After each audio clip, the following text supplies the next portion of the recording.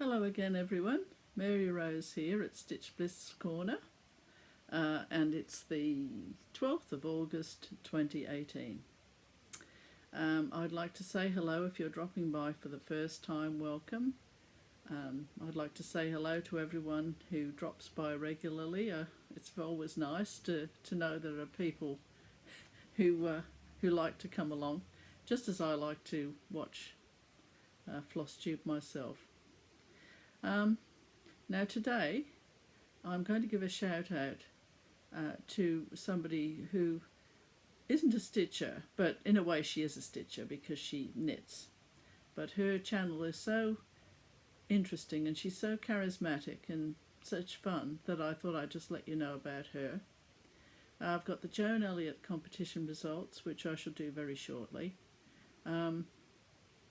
Then I'm going to update you on Heaven on Earth designs. I set myself a 14-day challenge to see how far I could get just stitching on it and nothing else. What else? Oh, a few tips here and there and just general discussion about a few things. So I'm going to get started. Now the person that I'm referring to is someone called Amber Lindemann, and she's called the Yarn Hoarder.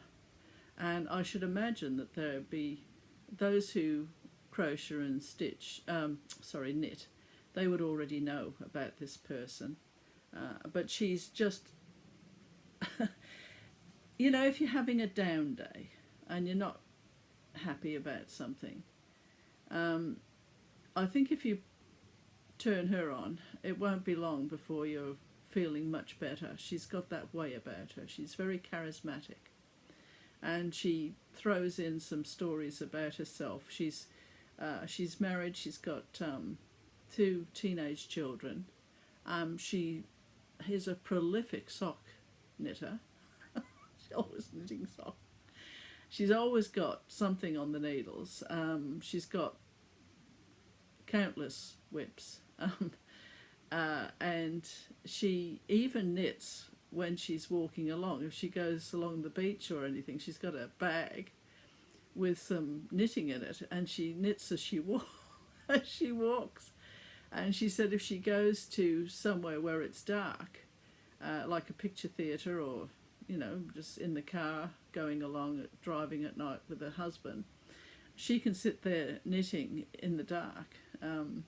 She's just amazing. And then she often throws in some stories about family life or what's been happening. And her sister wanted her to go somewhere. It was an 8-hour trip, and she said she wasn't that keen on what her sister wanted to do, but then she thought, well, I'd drive 8 hours to go to a knitting fair or something like that. So she understood why her sister wanted to go. So they got into the car and they were going along the freeway, and a couch fell off the back of somebody's van or whatever, however they had it, a tabletop truck or something like that. It unleashed itself and just floated across the highway, and Amber actually hit it. She said they pulled over when they got to somewhere where there was civilization, basically, and the side vision mirror was all bent out of shape. So she and her sister, instead of turning around and going home, they pulled into somewhere like a Walmart or something that you have over in America, and got some duct tape and taped it all on so that it worked, this side mirror, and went on their way. They arrived, they did what her sister wanted to do, and she said when they came back, they had a flat tire on the way home. But apparently the car was it was going along okay for that trip, but it wasn't the same again afterwards. They had to, it needed extensive repairs. But anyway, I'm just giving you a little keyhole into what she's like. But she is just lovely to watch. Her videos go on for a long time, an hour and a half. So, and you just sit there, and it's it's just a really pleasant experience to watch her. So there'll be a link below to her if you should happen to watch. I ended up watching right from the first video because she is so entertaining. So anyway, that's Amber Lindemann. Now, let me have a look here. Oh yes, well we better do the competition results, I think, because I'm sure you've all been hanging by your fingernails wanting to know who the winners were. Now, what I did, I got Harlequin he compiled the names and the numbers and everything the way he always does. And then I had a little number, like that, for each, what's that one? 8. Yeah. Very high tech.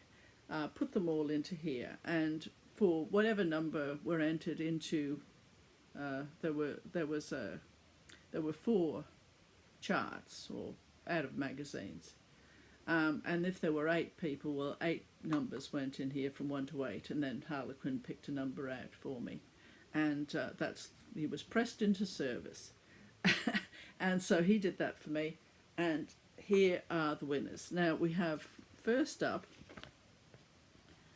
This is the Joan Elliott competition, and there was the unicorn, and that was won by Amber AZ. So congratulations to you, Amber. I'll put that over there. Then the next one is the Phoenix.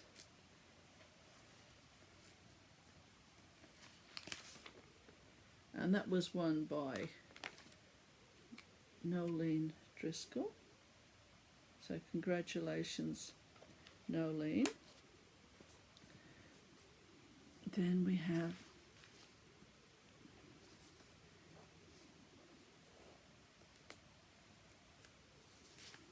I shouldn't really be trying to pick up microscopic pieces of paper, but anyway, this is the Oriental Lady, and that was won by L. LeRae Redmond. Oh, sorry, Redford. I do beg your pardon. Right. And then finally, the Christmas Angel, and that was won by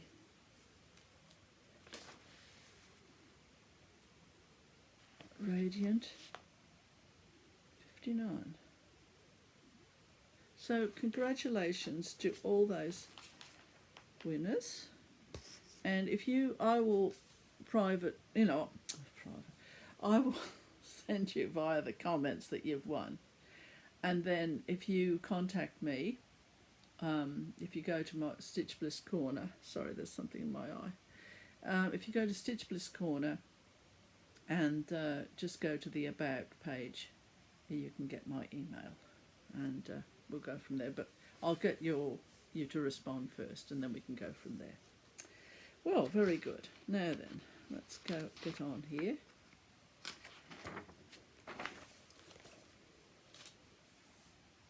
Now, what I did with, until I just find my picture. So I don't like to edit if I can help it, because I don't like jumps in videos. I mean, I do it when I do the history ones, because sometimes I have to change something, or that has to be as accurate as possible. But when it comes to an actual video, I just don't like all the jumps and things when you edit, so I'm trying not to do that. But I'm also trying to find a picture of Heaven on Earth, although most people have actually seen it anyway. And I did have it here.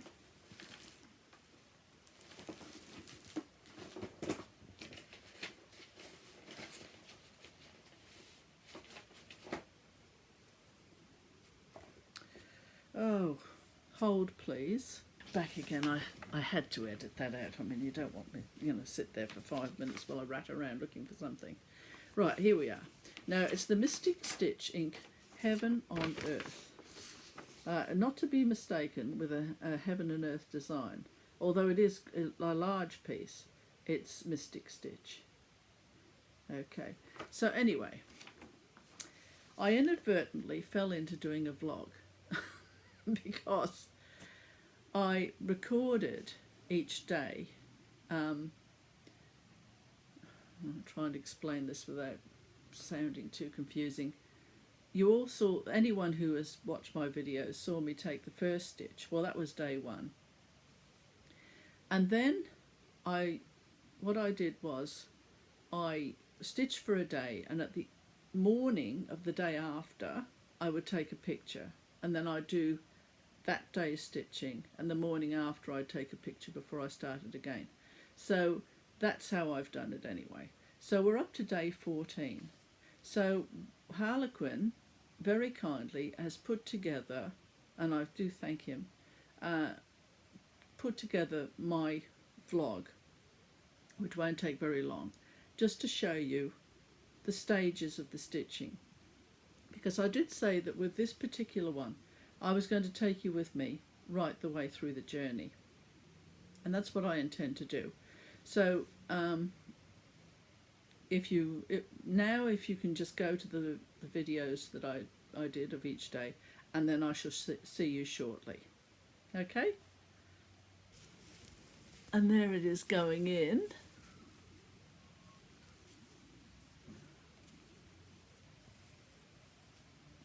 And there's our first cross. And they do say the journey of 1,000 miles begins with the first step. And basically, there's a lot of wisdom in that. Hello everyone, it's day 2 of my stitching of the Heaven on Earth piece, and you've already seen the first stitch, so that was day 1. So this is day 2, and it's the morning after, so I spent yesterday doing this.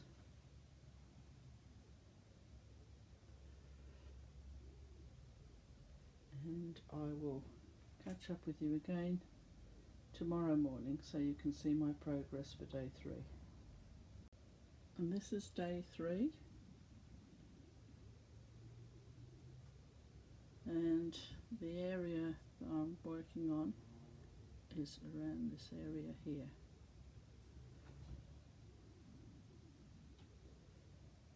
So day 3. Hello everyone, this is day 4. This is how far I've got. So that's day 4.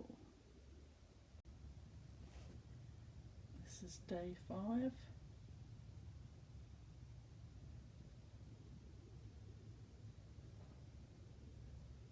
That's not so good today. Hello everyone, day 6.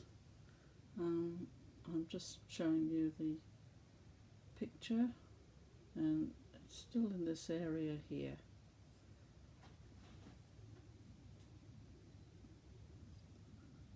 So that's day 6.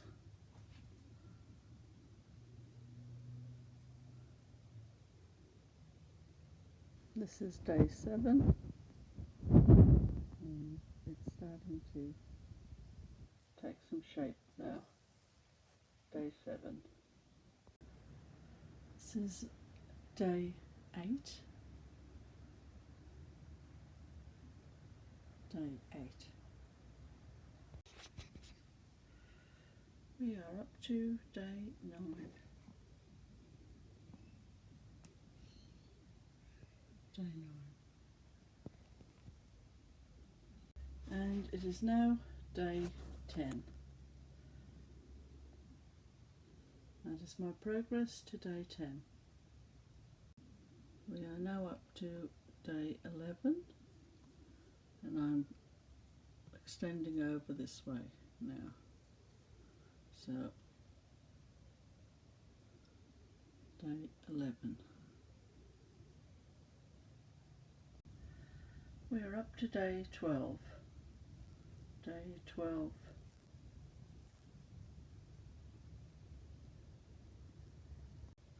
This is day 13.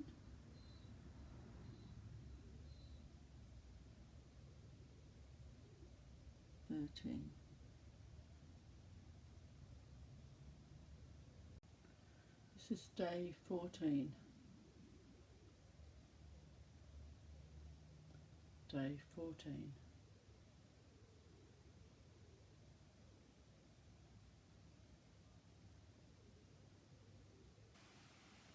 Back again. Yes. So now I'm going to talk about the piece. I've got so much stuff here. I probably need a personal assistant, you know, that can hand me things. That's what I need. Right.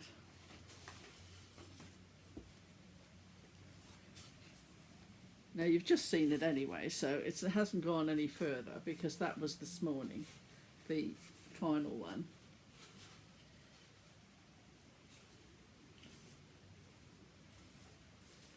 Right, so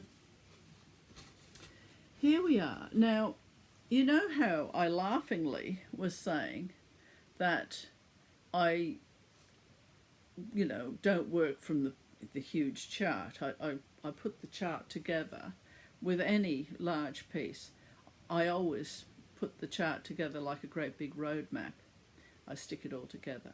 And then I work from separate sheets of the chart.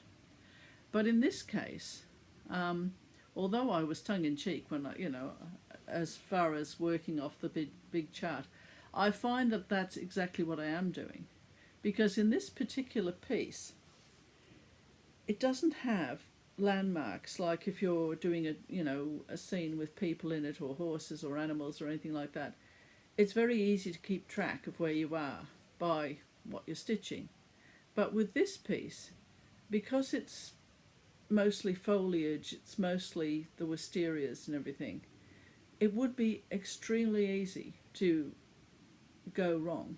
So I find myself working off the big map of the chart. And what I've done is I've got a big metal, well, it's a bit like, where's this? One of these that it's metal, and you can put magnets on to hold your sheet in place. Well, I've got a bigger one of these, and that's what I've wrapped the big map around. And I'm working off that, and I'm finding it quite easy, actually. I've got a table, I sit it up off the table and everything, and I don't have any problems with it. So in this case, I've found that I am working off the great big road map.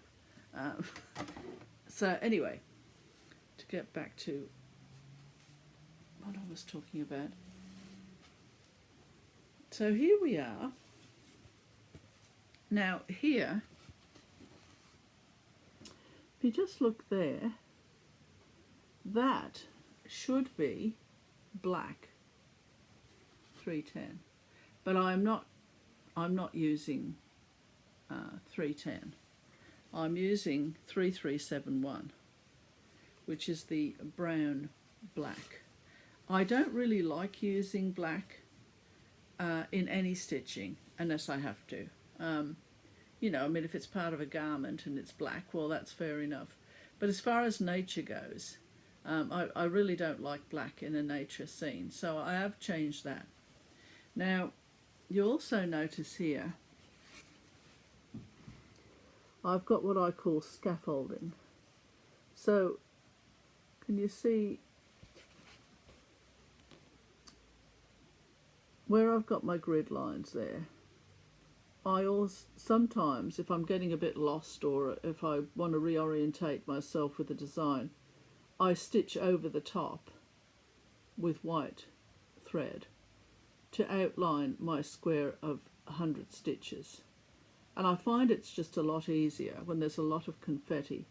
And you can pull it out. I mean, some of it stays at the back. I just stitch over it and I don't worry, but I always clip it at the front so it's not, you know, going to distort the stitches at the front. And it's, you know, it's not the end of the world if you stitch it in at the back. I mean, who's to worry about it? Not me. So anyway, that's where I'm up to there. Now I'm going to talk a little bit now about the actual grids, not the grids, sorry, the charts. And I am going to show you a little bit of the chart, but it'll be okay because it won't be giving anything away.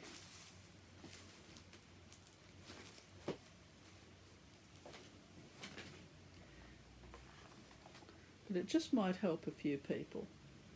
Now, if you're thinking of doing a large piece or even a small piece, I mean, some of the symbols are absolutely, they're so close to each other that, you have to be extra careful.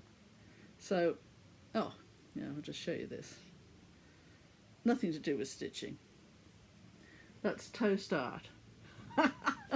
I was having a piece of toast the other morning and I looked at it and I thought, look at that. Don't you love it? So if anyone else has any toast art, I'd be very interested to see it. Anyway, get back to what I was talking about. Right, now then.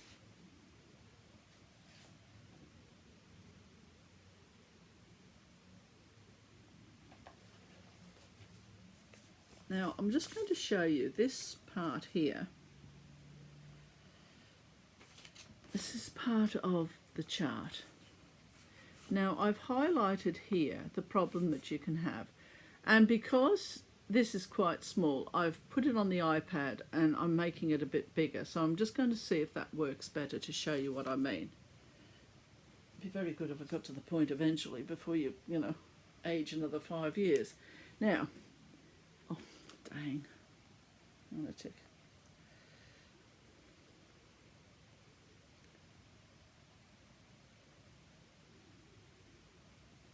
Right, that's the only trouble with these. If you touch them, they have a meltdown.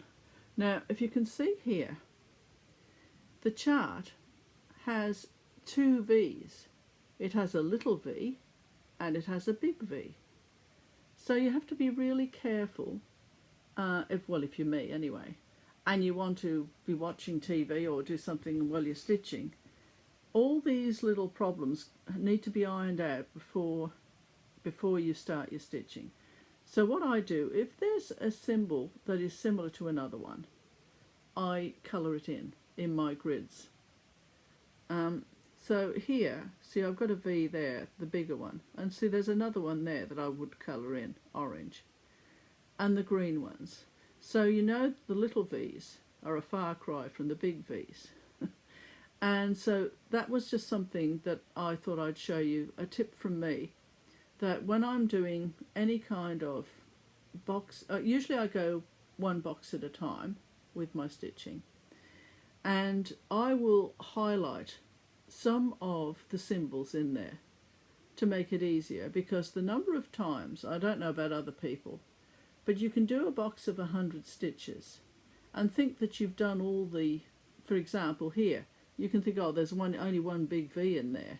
And then you finish and you think, oh, there's another one just there. I've missed it. But if you go through with your colouring pencil, you can quite often find those before the fact of stitching.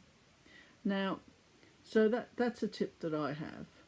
And then the other one I was going to talk about is this one. And the confetti. Now, for people who are watching for the first time who don't know what confetti is where you have a lot of different stitches in your box of 100 stitches. And it's the bane of a lot of stitchers that they have to do confetti. And there's always a temptation to fudge it. I mean, who cares, basically. But then if you have a look at my video number 11, the pointillists, and the pointillists were artists that painted pictures using tiny dots of colour, all different dots of colour, and quite often confetti reminds me of that.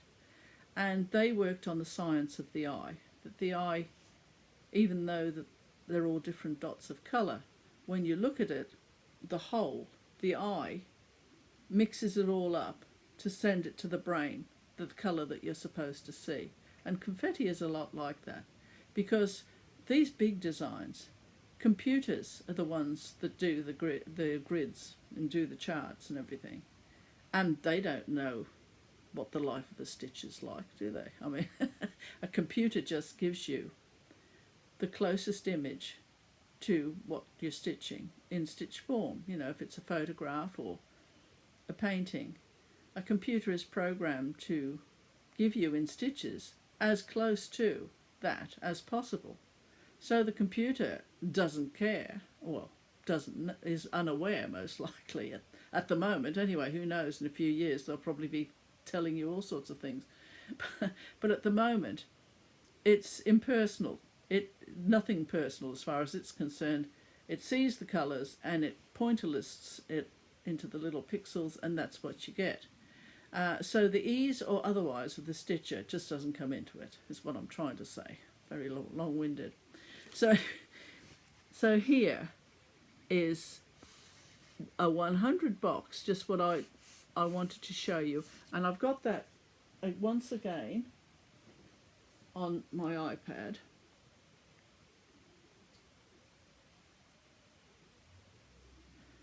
Just to give you an idea of all the different stitches, colours that go into one 100 stitch box. And when I do a kind of it's not packing because I tie off all the time. I do lib starts for all of it. But if I see that there's, for example here, the M, I will go down and do those stitches, or I'll go up and do some stitches. So there's, you know, a little bit of spread into the next box. And I've coloured that in just to give you an idea of how much easier it is to follow it. I mean, you wouldn't colour all of them, of course, but if you just do 2 or 3 of them, you can follow it a lot easier than if it's all just in a monochrome like that. And you quite often notice a stitch that you, like this one here, see up in the corner there. It's very easy to miss the corner ones, and you might just finish doing C and think, oh yes, I'm fine, and then you think, oh, there's still one I've missed. So it just helps you to keep track. So there's that, and those are all the colours from just one. There's 23 different colours. Of course, these aren't the colours actually in that piece of stitching. It's just to show you, because, you know, you're better off using contrasting colours anyway that show up. I mean, you don't want an orange next to a red and so on, because that can confuse you a bit. But anyway, that's a tip that I thought I'd throw out there, that most people have probably thought of already anyway, so I'm probably preaching to the converted. So anyway, I think that's all I had to say about Heaven on Earth. Now then, I seem to have lost my notes now. Do you know, I don't know that Sunday mornings are particularly good for me to do floss tubing, because I seem to get out of bed and leave half my brain in my bed. Let's see. Oh, that was the other thing, yes. Now, I have made a change as far as the length of my threads on my cards, because I found when I was doing Scout, gee, I miss him. I really miss stitching. It's crazy, isn't it? Do you know, I used to rush through things. I used to throw tea together, get the washing up done. It's silly, really, because I've got a dishwasher, but I never use it. I think it's that sense of triumph when I'm washing up, because I loathe cooking so much. It's like, you know, a speed competition to get out of that kitchen. And then, but once we've eaten and had our tea, I just sail through that washing up. It's like, yes, so, you know, I've managed to do it. But I used to go even faster when I had Scout waiting for me. I was just obsessed by that piece. You know, for people who haven't seen my videos before, Scout is up here on the wall there. And you know, if I get a phone call and I think, oh, that's an hour lost, I could be stitching. And I think, why can't I put it on speakerphone? Because our phone, maybe it's got the speakerphone function, I don't know. But, you know, if I could have stitched and talked, that would have been fine. But, you know, just crazy, really. But anyway, to get back to what I'm talking about. With him, because there were so many blended threads, having the longer threads was okay, because I just used to put the two threads together, and I didn't seem to notice, put it that way, that they were extra long. But with this particular piece, I'm finding, because it hasn't got any blended threads or anything, I've just cut them shorter. So instead of the double length that I've got, I'll just have folded it over once more so that it's shorter. And I find it a lot easier to manage because there are so many colour changes and everything. So I just thought that I would let you know. And for something like the two V's, for example, I've actually got written on there little v, big V, you know, and that sort of thing on the symbols and on the symbol guide, because that's not the only one that's similar to another one. You know, there's somewhere the V is going that way and V's are going that way, and I just have to keep reminding myself, simply because I don't concentrate fervently on my stitching.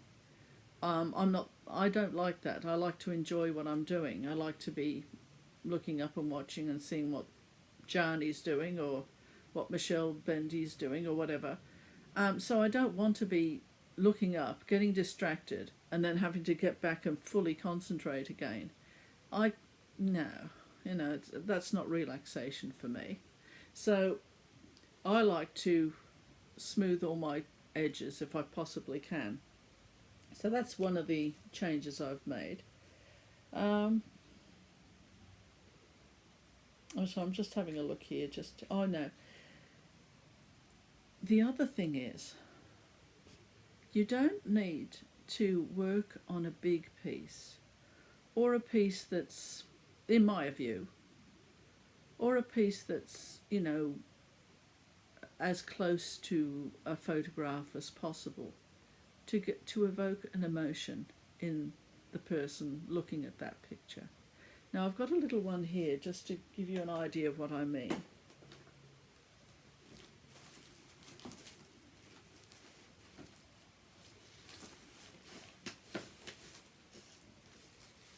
There used to be, probably in the 90s I guess, there were charts that were put out called weekenders, and you could literally do them in a weekend. And this one here, may the road rise up to greet you and the wind be ever at your back. Now how sweet is that? Very simple. And you know, the weekenders, they used to put a mat in as well at the same time. But I love that. And it's not a huge piece, it's not difficult, it's not in any way, you know, whatever. It's just very, very plain. But how beautiful is that? How lovely. You know, you can imagine yourself walking along that little road on your way home to this little house here. Beautiful. So, you know, doing a large piece, it takes so much of your life, of your time, that you really, really, really need to think about whether, you know, in 5 years, in 10 years, will you look at that piece and think, why did I stitch that? You know, you know, especially if there are multiple ones that you've got, that you're thinking, you know, that you've started or whatever. I think you need a cool off period. Well, you need. I always have a cooling off period. If I see something online, and I think that's the problem now, because everything's online, there are so many things to see. It's like when you go into an art gallery, for example, and you might see 200 or more paintings that day, and yet there's only one or maybe two that really stick in your head. So for me, I have to have that experience. I have to sort of not stew about it, but ruminate over it for a while, and just think, well, do I really want to invest all that time? Would getting a picture furnish my desire to see it enough? Or do I really need to stitch that piece? And if the answer keeps coming back, well, yes, you do, well, then I will start it. And if I start something, I'm going to finish it. Having said that, I've got quite a number of vintage whips.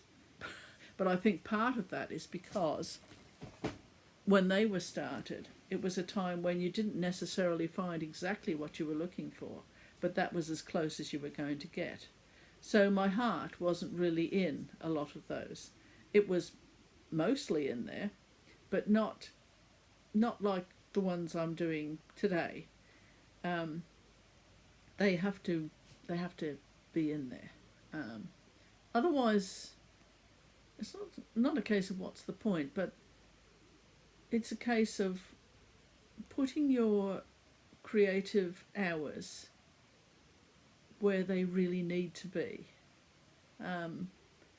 If you're halfway through something and you think, oh, I don't want to abandon it now, well, fair enough. But then if there are a few other things that you're really desperate to get to, does it really matter? If you leave that one, maybe you could get back to it. You might get another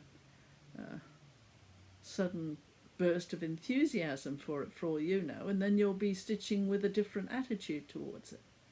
But sometimes I hear stitchers say, oh, this is driving me mad, this piece, and you think, well, what exactly are you doing it for then, if it's driving you mad? It's different if it's for someone else. I know what I would be like. If someone came to me and wanted me to stitch something for them, even if I thought it was hideous, I know that I would stitch it for them, and do as best a job as possible, probably better than stitching for myself, because they asked me, and because it's a different motivation. You're doing it for that person because that person really wants it. That's a different thing altogether.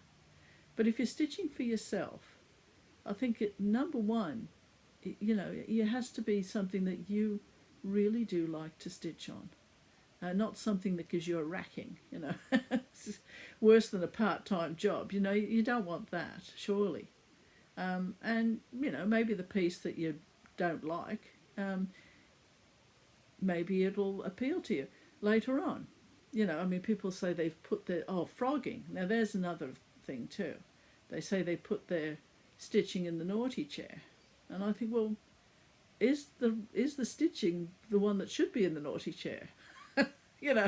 The stitching didn't know that it wasn't being stitched correctly, For me, if I find that I've made a mistake, and usually with me, because, of how I plan my work out, if I do make a mistake, it's a genuine mistake in the symbol.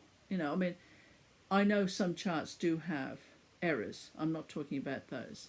But if you've got a chart that is correct, and you've misinterpreted it, like I have sometimes, I think S is purple and it turns out to be green, and I've done about, 200 stitches of that colour. As soon as I find out that I've made a mistake, I start frogging straight away. No, I don't put it somewhere else and think, no, I do it immediately. Because if you do a job straight away, you do it once. If you put it off, you do it 1,000 times. In your head, you just get, I've got to get back, and it doesn't help you in your calmness. So it's best to just rip it out. Even if you are just going to put it aside, put it back to what it was before you did your mistake, so that when you come back to it, you're starting out, oh yes, I'm starting to do that again. I mean, quite often with me, I just do it straight, as though it never happened. I just go straight over with the correct colour, and that's an end to it. But, oh yes, well, come and have a homily. You know, I will just sit here and lecture you. Sorry about that, I just... Anyway, so to move on from my little, whatever they were, words of wisdom, now I'm going to talk about what I'm going to be doing. Now, I've done my 2 solid weeks on my Heaven on Earth, and what I'm going to do to stop you all getting fatigue of that particular piece, I'm going to put that aside for 2 weeks. Now, that's something I couldn't have done with Scout because I just couldn't put him down. But in this case, because it's foliage and very general sort of thing, I can find that, yes, my brain can let it go. So I'm going to put that aside for a couple of weeks. And now I'm going to work on 2 other pieces that I dearly love. And I might do a week on one and a week on the other. It just depends. I don't know. So the first one I'm going to get back to is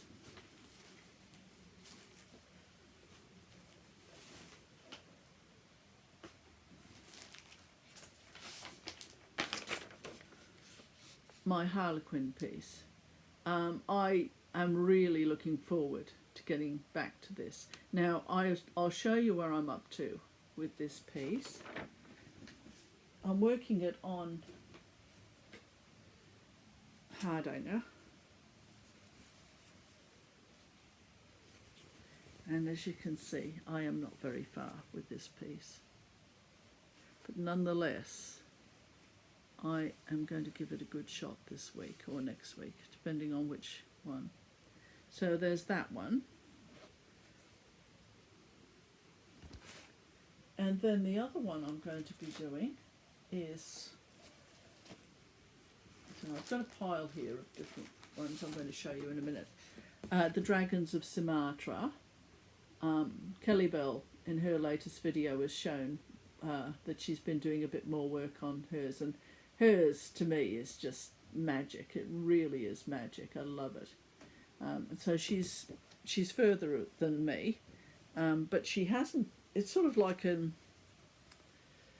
very casual stitch along with Kelly Bell, with both of us not even worrying about when we get there or not. So, but Kelly Bell's still got to do this tree here, which I said to her that I didn't really like it, but she made a point that it does fit into the design, which of course it does, because you need the vertical, and it certainly does the vertical. So there's my version of Dragons of Sumatra, and I am going to be doing some of that in the next week or so, because I really I've missed it, and I am looking forward to getting back to it. Yes. So that's mine. Now, the other thing I thought I would do today is just show you some of the charts that I got for the future. And the cooling off period is set in, and I don't even know if I'll end up doing them. They do appeal to me, but not in the same way as they did when I first saw them. So, if I had started them straight away, they'd be languishing somewhere, partially done. So there's this one, Cross Stitch Collectibles, Heirloom Quality Counted Cross Stitch Patterns, and Hairdresser. I'll just take it out of the...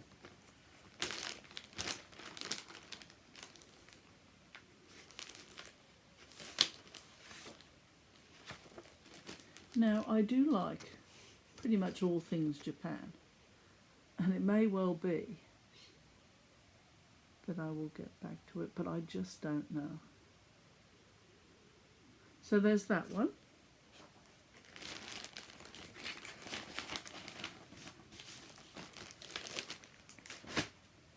Then this one, which I have had since the 90s, and it's the Mary Queen of Scots sampler. Came with its own little booklet and everything, and it's got about the history of Mary, you know, a foreword about her. Now, this was done by someone in Ontario. Mary Queen of Scots is a piece I have long wanted to design. In fact, it has been in the making for over 2 years. So she's written about the design and everything. So that's another one that I am quite keen. But it's got to be the right moment for me. I look at it and I think, oh, and then I think, no, I'm not ready yet. So then we have Boats of the Regatta. Oh, sorry, Boats at Regatta.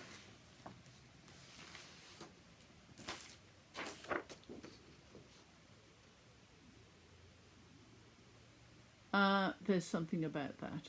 I think it's the sky and the water and everything. So that's another one that I was leapt out at me, and I got it, but I didn't start that one.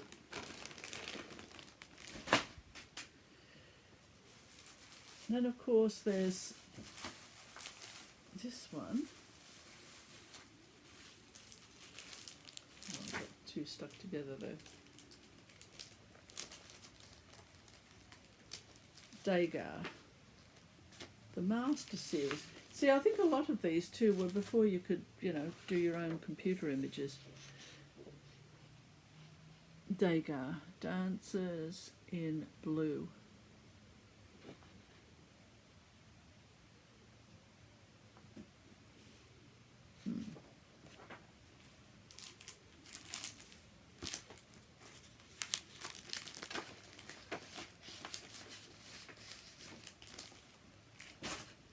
It's going to be quite woeful, isn't it? And then there's this one. Now this one I think I might do actually, because I do really like those Chinese and, well, I think they're mostly Chinese anyway, landscapes where they have the mountains and then they have the waterfall and the mountains. It's, well, just like this, except this hasn't got a waterfall on it. But I do like that style very much. Now that one's calling to me.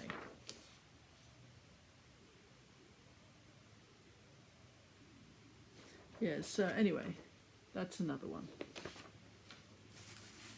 Now, was there anything else I had to mention? I don't think so. 46. I said to Harlequin, I said I won't be very long. Won't be very long today. I haven't got much to say, but I've managed to fill in quite a bit of time talking to you. So right, a couple of weeks I'll get back to you. We'll see how far I got on those two pieces that I've mentioned. And look after yourselves, be kind to yourself,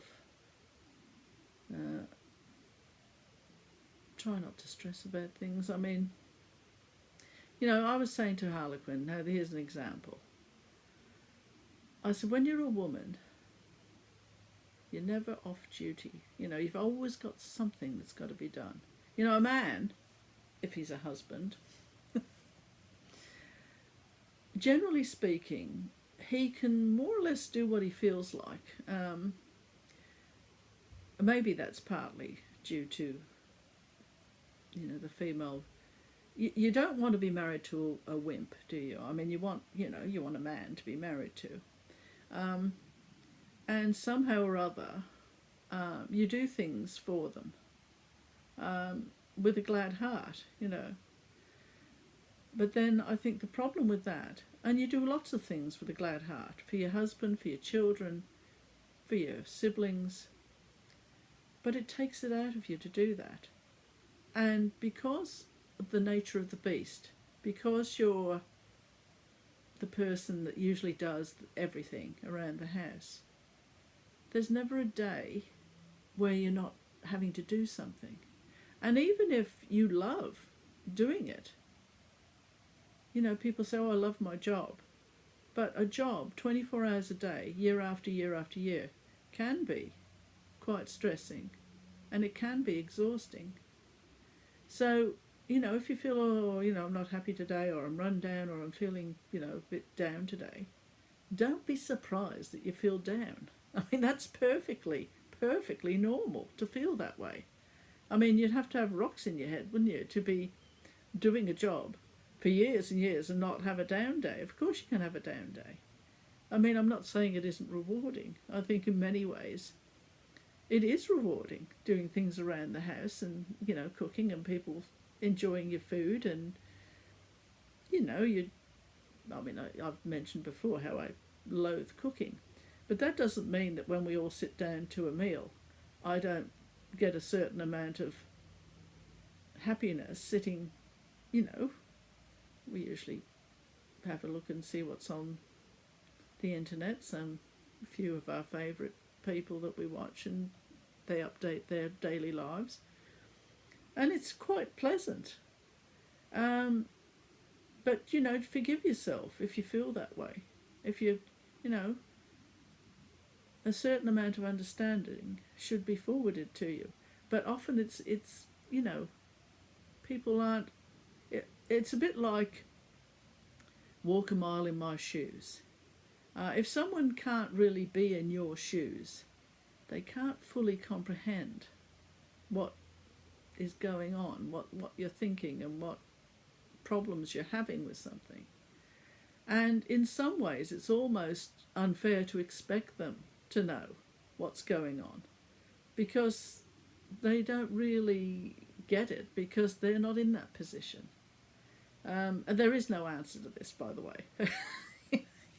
To a certain degree, you just have to accept your fate. I mean, if you're born into a certain gender, regardless of how things might change around you,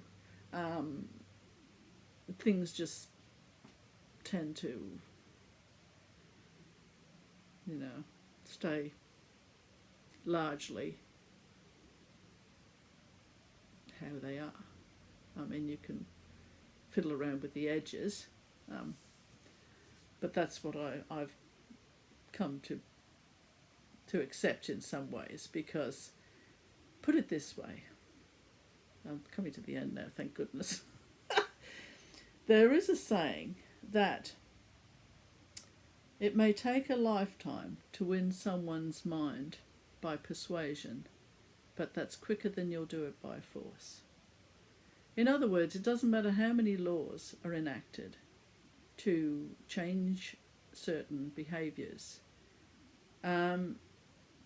Those behaviours probably won't be changing. They'll probably just build resentment in the person that feels they can no longer say what they truly believe. They can no longer voice that, so they internalise it, and then they start getting angry and resentful. So I really can't see the point in legislating this, that and the other in order to change people's way of thinking. I don't think that works. In fact, I think it can be completely the opposite result will come from it. Yes. That wasn't political in any way, because I don't put political comments out there. But I do like to make general observations, just because I'd like to do them. Yeah. All right. So having said that, I think the best thing you can do is go and have a look at the Yarn Hoarder to cheer you all up after that. But I will say one more thing about Amber, the Yarn Hoarder. She has all these rows of balls of wool in the background in her shelves. And one day her little Stitchy room is up at the top of the house. It's 3 stories. And she thought she saw a moth. So she spent, I suppose, days wrapping all her wool into the bags, putting it all into bags, because she got completely freaked out that a moth had got amongst it all. And, oh, she's sweet. She really is a classic. So on that note, I shall say goodbye to you all. Thank you so much for watching if you got this far. Don't take too much notice of me. I'm just, thinking out loud, which is probably not a very good practice. And I think Harlequin would heartily agree with that. So until next time, happy stitching from Mary Rose at Stitch Bliss Corner.